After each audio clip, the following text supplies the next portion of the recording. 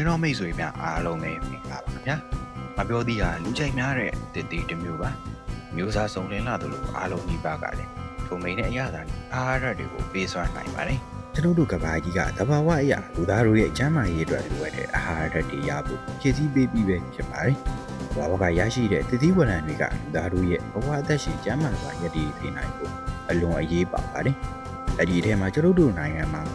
ဒါဒီမရွေးထွက်ရှိပြီးအာဟာရတရားမှုကျွဲဝါပါဝင်တဲ့အပြောသည့်ကျန်းမာရေးအတွက်အကျိုးပြုပုံတွေကစိတ်ဝင်စားစရာကောင်းလာပါတယ်။မပြောသည့်ကဖီဗာလို့ခေါ်တဲ့အမြင့်တက်ကျွဲဝါတဲ့တစ်တီတစ်မျိုးပါ။လူတယောက်ရဲ့တတိတာအတွက်လိုအပ်တဲ့အာဟာရတွေထဲမှာလည်းအမြင့်တက်ကအရေးပါတဲ့အာဟာရတွေဖြစ်ပြီးဒီနေ့ကို25ဂရမ်လောက်လိုအပ်ပါတယ်။အဲဒီမကသေးပါဘူး။မပြောသည့်မှာပိုတက်ဆီယမ်၊မက်ဂနီဆီယမ်၊ကယ်လိုရီ၊ဖတ်၊ပရိုတိန်း၊ဗီတာမင် C ဗီတာမင် B6မဂနီတို့ကျော်ဝါသာပါဝင်နေပါသေးတယ်။အမျိုးဒီကိုနေ့စဉ်လုံးလုံးဆောင်စားပြီးမယ်ဆိုရင်အမြင်တဲ့ကြောင့်လူကိုအဲ့ဒီတင်းတင်းစီတာကိုယ်ရေးရင်ကြစီတာတွေဖြစ်စီနိုင်တယ်လို့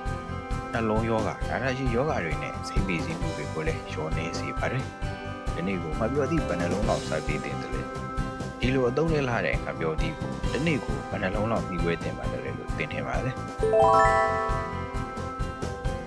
ဘယ်လိုအရွယ်ရဲ့တမန်ချက်တွေရတနေ့ကိုတတိဝလံ5ခုလောက်စားပေးတင်တယ်လို့ဆိုထားပြီးအပြောသေးရတော့တနေ့နှလုံးလောက်ပြီးွယ်တင်တယ်လို့ဟောပြထားပါလိမ့်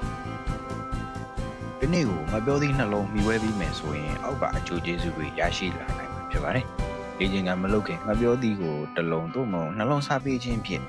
လေ့ကျင့်ခန်းလုပ်ချိန်ကုန်ဆုံးသွားမယ့်အာရုံတွေကိုပြန်လည်ဖြည့်တင်းပေးနိုင်ပါတယ်တနာရီကျော်ကြောင်းနဲ့ခွန်အားတွေပြည့်နေစီမှာဖြစ်ပါတယ်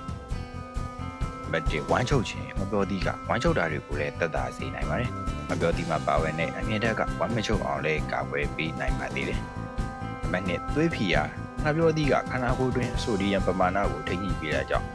သွေးတို့ကိုကျစေပြီးနှလုံးရောဂါနဲ့လေဖြတ်ခြင်းကိုကာကွယ်ပေးနိုင်ပါတယ်။ပိုတက်ဆီယမ်ကျွဲဝတာကြောင့်နှလုံးကျန်းမာရေးကိုလည်းအထောက်အကူပေးပါတယ်။အောက်သွေးပုံမှန်ဖြစ်အောင်လည်းထိန်းညှိပေးပါတယ်။နံပါတ်3အစာရည်နာကိုတက်တာစေတယ်။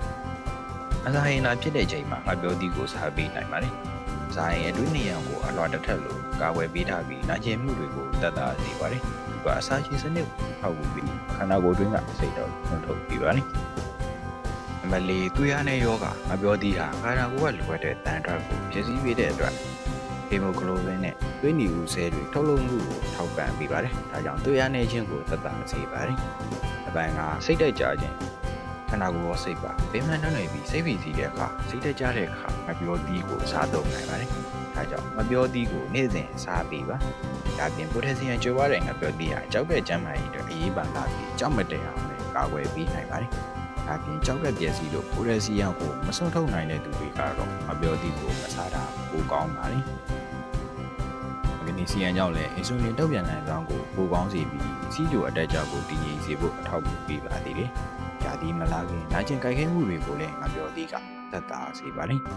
ခန္ဓာကိုယ်အပူချိန်မျှတအောင်လည်းသူကထိန်းညှိပေးပါတယ်ငါပြောသေးမှာကင်ဆာကိုတိုက်ဖြတ်နိုင်တဲ့အစွမ်းတွေလည်းရှိပါတယ်နောက်ပြီးငါပြောသေးအတွင်းသားကွန်ပျူတာလေးတွေကလည်းမျက်နှာအသားကြီးမျက်နှာရည်ပြားရရံပြီးအဖူးပိန်ထားတာတွေအရေးချောင်းထားတာတွေနဲ့တင်းတိတ်တွေကိုကြောက်ခင်းစေနိုင်တဲ့အကျိုးအနီးတင်ပေးစွမ်းတယ်လို့သားရည်ကိုလည်းကြည်လင်တောက်ပါစေပါတယ်ဒါကြောင့်ဒီလိုကျန်းမာရေးအတွက်အထောက်အကူပေးတဲ့ငါပြောသေးကိုနေ့စဉ်မိဝဲသုံးဆွဲခန္ဓာကိုယ်အတွက်လိုအပ်တဲ့အာဟာရဓာတ်တွေကိုဖြည့်ဆည်းနိုင်ပါတယ်အားလုံးကိုကျေးဇူးတင်ပါတယ်